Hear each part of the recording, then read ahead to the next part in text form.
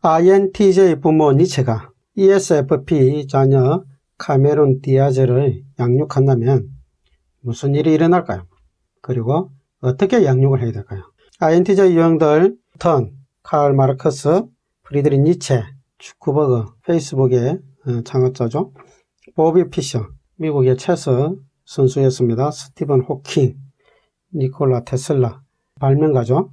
존 애덤스, 미국의 2대 대통령입니다. 마틴 루터, 종교개혁가고, 조디 포스터, 영화배우이자 영화감독이죠. 러셀 크로우, 그 다음에 프리드리 헤겔, 독일 철학자였습니다. 이런 사람들이 INTJ 유형인데, 여기 잘 보시면 INTJ 유형들 사진들 보면 공통점이 있는데, 그게 뭐냐면 잘 안 웃어요, 이 사람들이. 왜? 웃을 시간이 없어요. 뭐 한다고?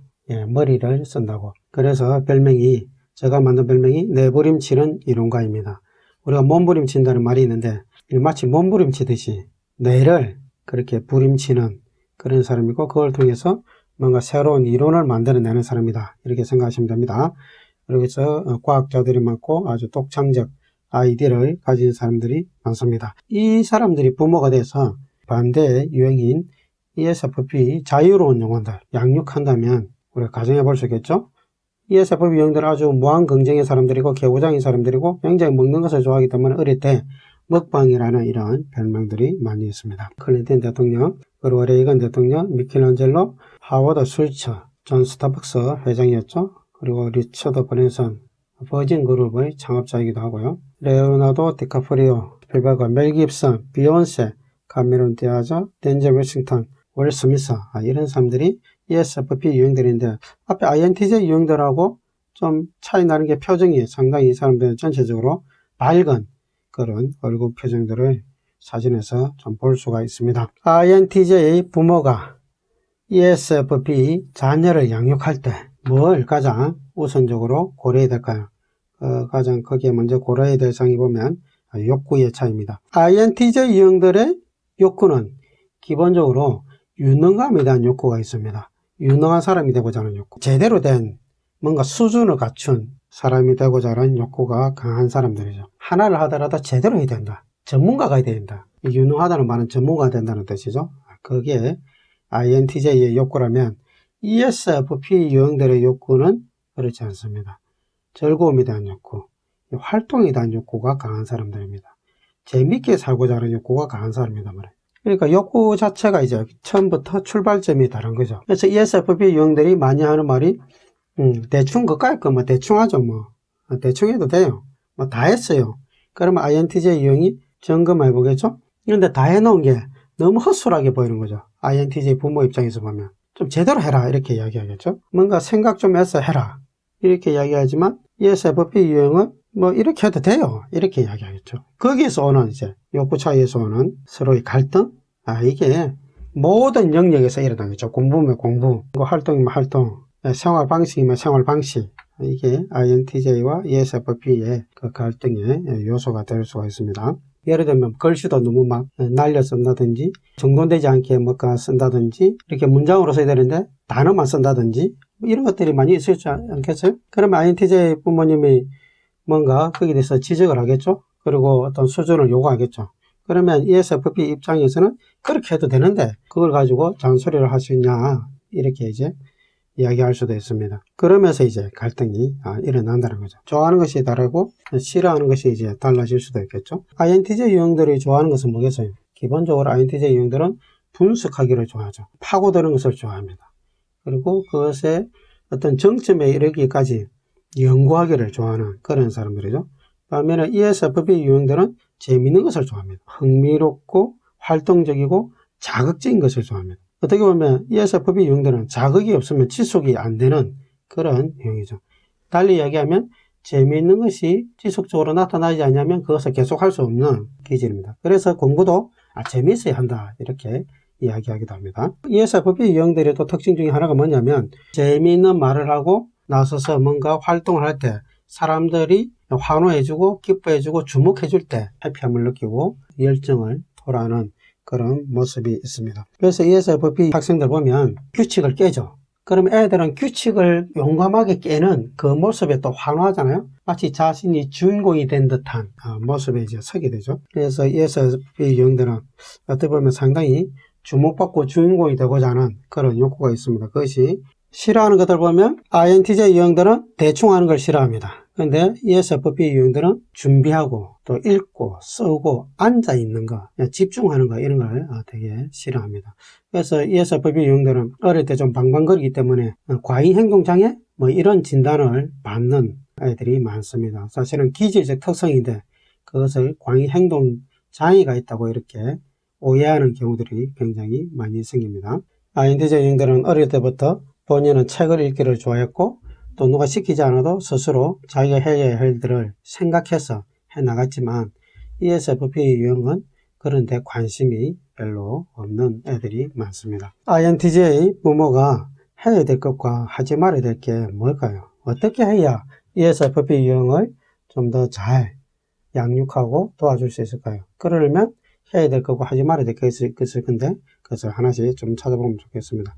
ESFP 자녀들을 생각할 때 가장 먼저 INTJ 부모가 고려해야 될 사항이 뭐냐면 ESFP 유형 자녀는 자유로운 영혼이라는 것에 대해서 생각해야 됩니다. 자유에 있어서 가장 중요한 개념이 뭘까요? 뭐가 자유일까요?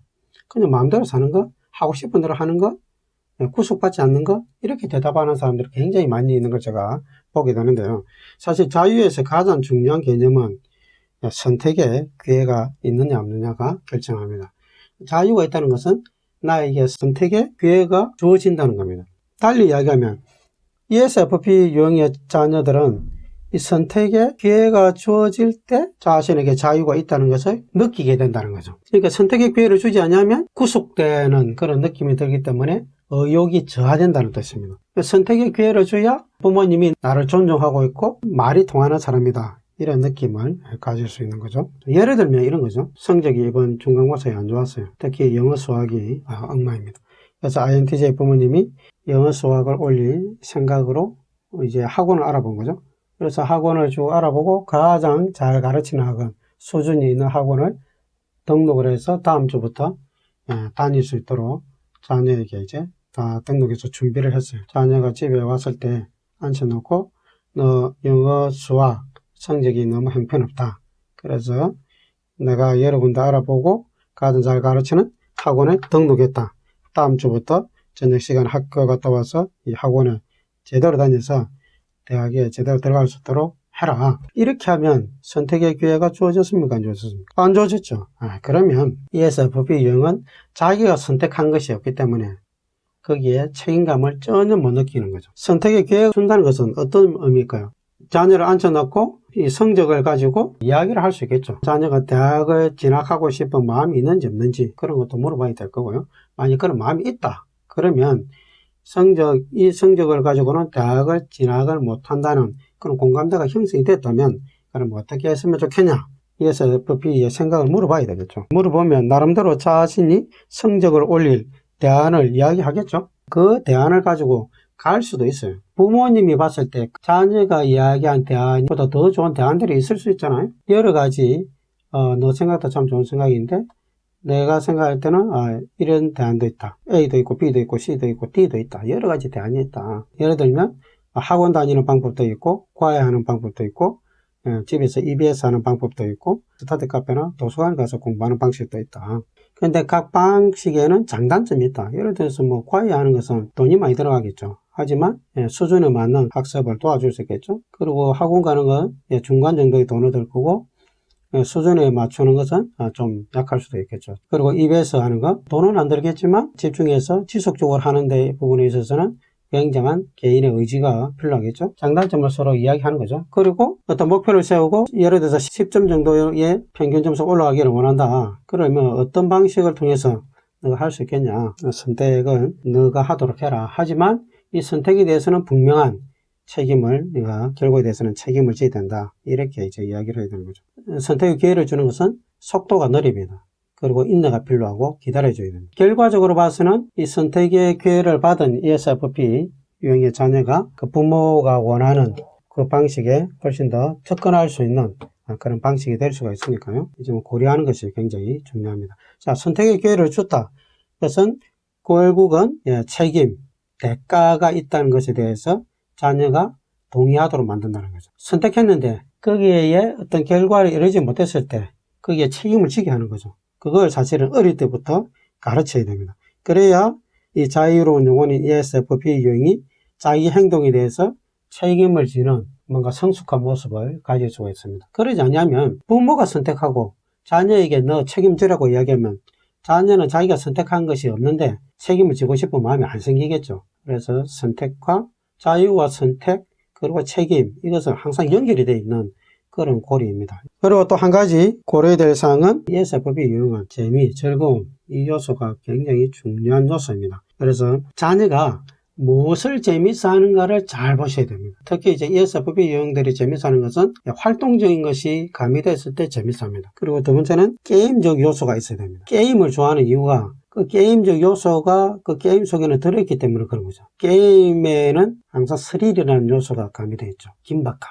그리고 포상이 있을 때 재밌어 합니다. 그러니까 사탕 하나라도 걸어 놓아야 ESFP 유형들은 거기에 흥미를 느끼는 그런 부분이 있습니다. 활동, 게임, 인기 여기에 재미와 즐거움을 느낀다. 잘 활용하시면 ESFP 유형 자녀를 양육할 때 내가 무엇을 해야 되는지 무엇을 하지 말아야 되는지에 대한 좀 기준을 가지고 감을 잡으시면 좋지 않을까 이런 생각이 듭니다. 오늘은 INTJ 유형이 반대의 유형인 ESFP 자녀 양육할 때 특히 이제 어려운 부분에 대해서만 이야기했는데요. 사실은 ESFP 자녀들 키우다 보면 이 INTJ 유형들이 상당히 행복감을 많이 누릴 수도 있습니다. 왜냐하면 ESFP 유형들은 꾸지람을 들어도 금방 웃으면서 또 부모님한테 다가와서 애교를 부리는 애들이기 때문에 INTJ 유형이 한 번도 경험해보지 못한 신세계를 자녀한테서 경험해볼 수 있는 기회가 있죠. 오늘은 한국성격검사연구소의 김종구 소장이었습니다. 감사합니다.